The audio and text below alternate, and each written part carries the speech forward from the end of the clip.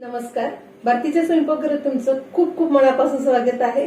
आज मी तुम्हाला दाखवणार आहे गावरान पद्धतीने शेपूची भाजी दाखवणार आहे. तर चला रेसिपीला सुरुवात करूया.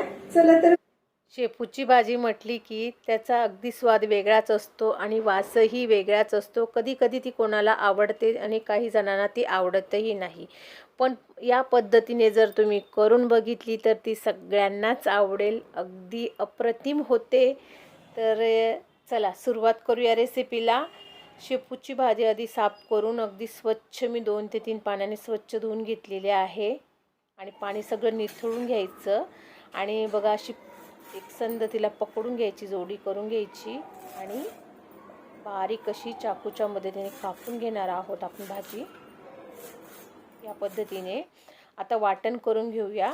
वाटण्यासाठी मी शेंगदाणे घातलेत, 5 ते 7 लसणाच्या पाकळ्या, हिरवी मिरची घ्यायची आहे.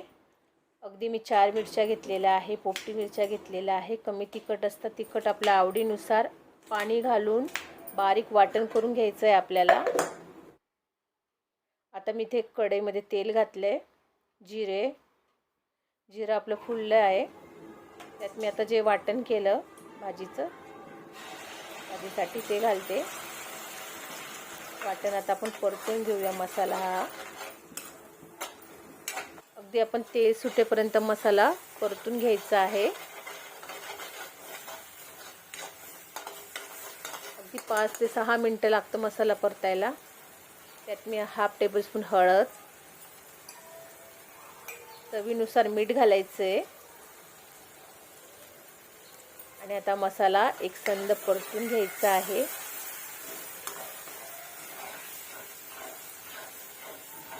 आणि बघा आता मसाला हा परतून झालेला आहे. अगदी हलकंसं त्याला तेलही सुटलेलं आहे. त्यात मी आता बारीक कापलेली शेपूची भाजी घालते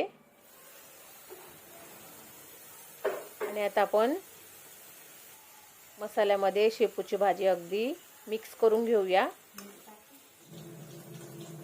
अगदी 5 ते 6 मिनटं भाजी आपण आता परतून घेणार आहोत. ह्या परतल्याने अगदी हलकंसं तिला पाणी सुटेल आणि आपली भाजीला अगदी स्वाद याच्याने वाढतो आपल्या भाजीचा. बघा तिला हलकंसं पाणी सुटलेलं आहे. आता मी भाजी शिजण्यासाठी अगदी थोडं पाणी घालते. गरजेनुसार पाणी घाला. आणि आता भाजीला उकळी आलेली आहे. 1 ग्लास पाणी मी घातलेलं आहे.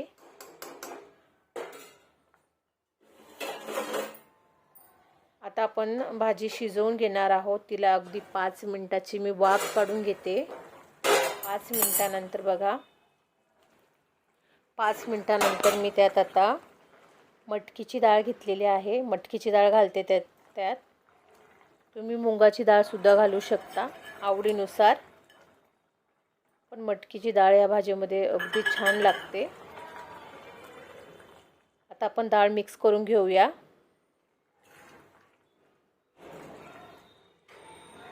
आणि याची सुद्धा आपण आता 5 मिनिटाची वाफ काढून घेऊया. 5 मिनिटानंतर मी परत मिक्स करून घेते. अजून 2 ते 3 मिनिटाची मी वाफ काढून घेते. डाळ आपली शिजलेली नाही. आता आपण चेक करून घेऊया. 3 मिनिटानंतर मिक्स करून घेऊया.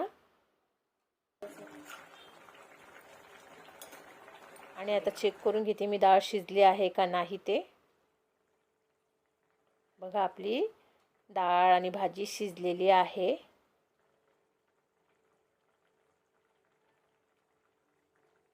आता मी कमी गॅस करून अगदी 5 मिनिटं भाजी शिजू देणार आहे. आणि बघा हलकासा रस्सा आणि भाजी किती छान झालेली आहे. मस्तच. आणि त्याला हलकंसं तेलसुद्धा आलेलं आहे.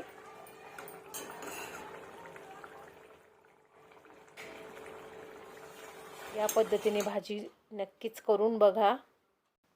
भाजी आपली झालेली आहे आणि ही भाजी तुम्ही भाकरीबरोबर, चपातीबरोबर चुरूनसुद्धा खाऊ शकता. छान लागते आणि न खाणारेही आवडीने ही भाजी खातील. तर अशाच माझ्या नवीन नवीन रेसिपी बघत राहा. बघा किती भारी आपली भाजी झालेली आहे.